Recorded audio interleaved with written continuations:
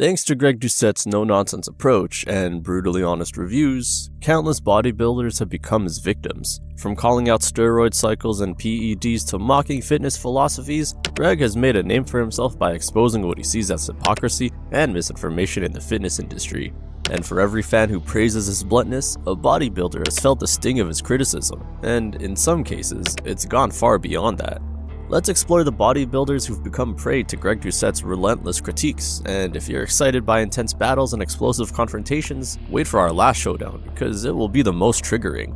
Starting with Togi, whose phenomenal transformation saw him rise 45 pounds in muscle within 14 months. He can't be swept under the carpet by Greg Doucette, who seems to be fixated on this. Though the fact is well known that his transformation was a product of 3 very hard steroid cycles, as Togi himself revealed openly, Greg humiliated him for promoting the usage of such a hazardous way, saying that he was ruining the youth whom the fast gains attract only to suffer from serious illnesses later. As for steroids' effect, Greg often references Togi's blood results. Togi's testosterone scores, ranging from a low 200 to a peak of over 900 and then dropping to around 600, are translated from the essences of possible future health problems. Greg has thus explained that such instability can cause significant harm to the liver, the heart, and hormonal balance, which he explained would result in irreversibility. Using health concerns as a gateway, Greg confronted and ridiculed Togi in front of millions online. But what would happen if you put a person's existence as a subject of doubt? Well, that's what Greg does best regarding Togi as far as the current events are concerned. He downright claims that Togi's existence is merely a joke, and that he needs a psychologist and a psychiatrist. He points out that Togi's life is insensible and harmful, where he glamorizes an unsustainable and dangerous way of living that is defined by steroid use, gambling, and excessive partying. Besides, as Greg has noted, Togi is a gambler, and that unhealthy habit worsens Togi's lifestyle. Despite one instance that showed Togi bagging home $60,000, Togi was not far from losing nearly $1 million, an indication of the heck that gambling addicts subject themselves to in the name of controlling their fate. Looking at it this way, Greg has noticed that such a pattern is identical to using steroids, getting quick profits to the detriment of the future. If you think being called out for gambling is bad, how about pressuring someone over the pressures they already face in the competitive bodybuilding world? And that is the cold, hard truth about Greg Doucette's takedown of Sam Sulek, who portrays him as one of the casualties of the harsh realities and pressures within the fitness industry. Greg's priority lies in the fact that Sam has been using performance-enhancing drugs, or PEDs for short. At 5'11" and weighing 240 pounds, Sam has developed a significant amount of muscle mass. However, Greg argues that one cannot gain so much muscular mass at that age without steroids. The symptoms like back acne and full body acne, especially on the chest, shoulders, and forearm, are explained by Greg as more of signs of exposure to high doses of anabolic steroids or even trenbolone. Greg claims it's not just a general threat, and he lists examples of Dallas McCarver and Boston Lloyd, both young bodybuilders who experienced dire consequences while trying to achieve an extreme look. Greg's comments could influence public perception of Sam's career as he navigates the competitive landscape. Greg's critique resides not just in Sam's decision-making, but also in his impact on a young, vulnerable audience of TikTok and YouTube followers. Greg claims that Sam's content encourages ego lifting and discredits advice from lifters who are not as large or naturally talented as them. For instance, he despises Sam's attractive video, "Advice from small lifters will turn you into one." Greg believes it to be downright sinister as it sets the kind of thinking that may make young lifters resort to steroids or other unhealthy practices on the way of mimicking Sam's performance. Greg also compares Sam to Cody Montgomery, another young bodybuilder with the perfect body. Still, his career was cut short due to mental and physical complications that steroids could have caused. In Greg's opinion, if Sam proceeds along the same route as he is now, he may experience burnout, or even more so, and will not even be able to turn into an IFBB pro, which his genes likely entitled him to. Greg Doucette does not spare anyone, even if they have successfully participated in numerous bodybuilding competitions. He has openly shamed Mike Israetel, particularly targeting what he perceives as unrealistic expectations related to Mike's physique.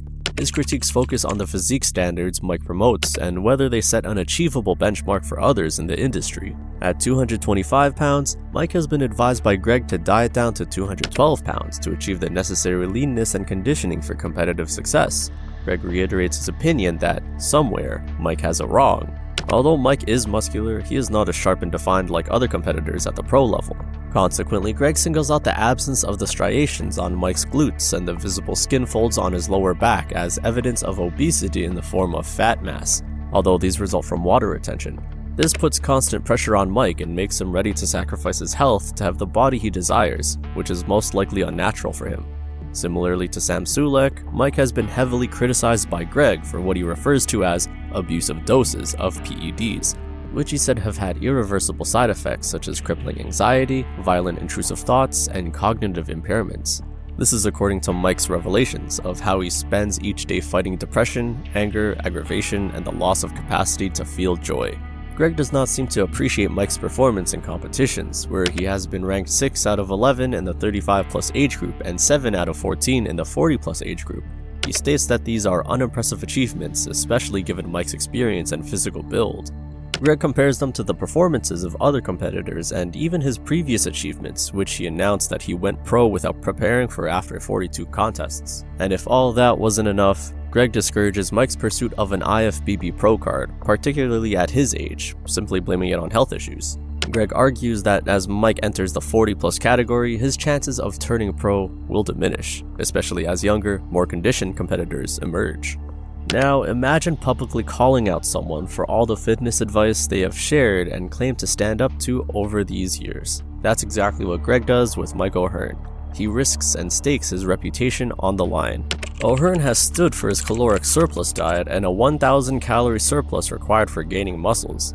This guy has accumulated thousands of followers for such unquestionable naked truth, only to be disregarded by Greg as crude, pseudoscientific nonsense that he proceeds to provide scientific studies stating that hopping a much lower range of 250 to 500 calorie surplus is optimal and guaranteed not to allow the body to store any unnecessary fat that you do not need. But that's not all. Other factors leading to the conflict include Greg questioning O'Hearn's natural status. O'Hearn, at 53 years old, boasts a physique that many find extraordinary, and Greg has openly cast doubt on whether it is achievable without the use of steroids or other substances. Greg confines Mike to cheat his audience through the sarcastic statement that tells him he is not a natural when achieving those feats. The impact of Greg's criticism extends beyond just words, as he actively challenges Mike to a fitness competition and a comparison of blood work. This public challenge suggests that even though Greg is younger, he is fitter and healthier, and he supports this through hormone replacement therapy, HRT. Greg insists that even with HRT, his blood test would be better than Mike's, whose identity he says is natural. By organizing this challenge, Greg positions Mike such that he could be publicly humiliated if the results do not support his natural claims to status. If you think you've heard everything about what Greg calls out these amazing fitness influencers for, then his final victim will surely trigger you. While criticizing someone for the workout schedule or substance use can already be considered controversial, making claims about an individual's mental health, such as suggesting they have an eating disorder, crosses into sensitive territory. In the case of Jack Fit, Greg Doucette has made such claims based on his physical appearance, raising concerns about the impact of these public statements. Using Jack Fit's weight and physique, Greg claims that Jack has the BMI of a man with a severe eating disorder, yet Jack never admits to such a thing openly. This statement to Greg's large following is unfair and could result in unfavorable mental impacts on Jack Fit.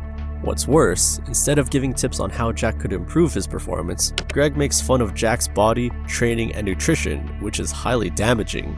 He puts Jack Fit into perspective with Joe Fazer, stating that Jack did not get great results because he was simply cheating. He also criticizes Jack Fit for not training hard enough, even though Jack is relatively new to the gym and still in the learning phase. While freshers always need motivation, they certainly do not need ridicule, and that too from pros in the field. But unfortunately, Greg has yet to understand that. Jack Fit receives advice from Greg, who suggests a straightforward solution to just eat more to address his physique concerns. However, this is not easy, especially for a man who may have health or psychological issues. A generalized approach like this could lead to frustration if Jack Fit follows the advice, but does not achieve the expected results. Additionally, the community's reaction to Greg's critique may impact Jack Fit's public perception. Greg's large following, influenced by his statements, might reflect his sentiments on social media, potentially leading to negative interactions. This could create an environment where Jack Fit faces additional pressure and negativity, hindering his progress. Greg Doucette's critiques have impacted each of his victims, raising important questions about the effects of public scrutiny in the fitness community. Whether you agree with Greg's approach or not, it's clear that his influence has left a mark on their careers and personal lives. Do you believe Greg's criticisms are justified, or have they gone too far? Share your thoughts in the comments below. If you've enjoyed this video, give it a like and subscribe for more interesting content. Until next time, thanks for watching.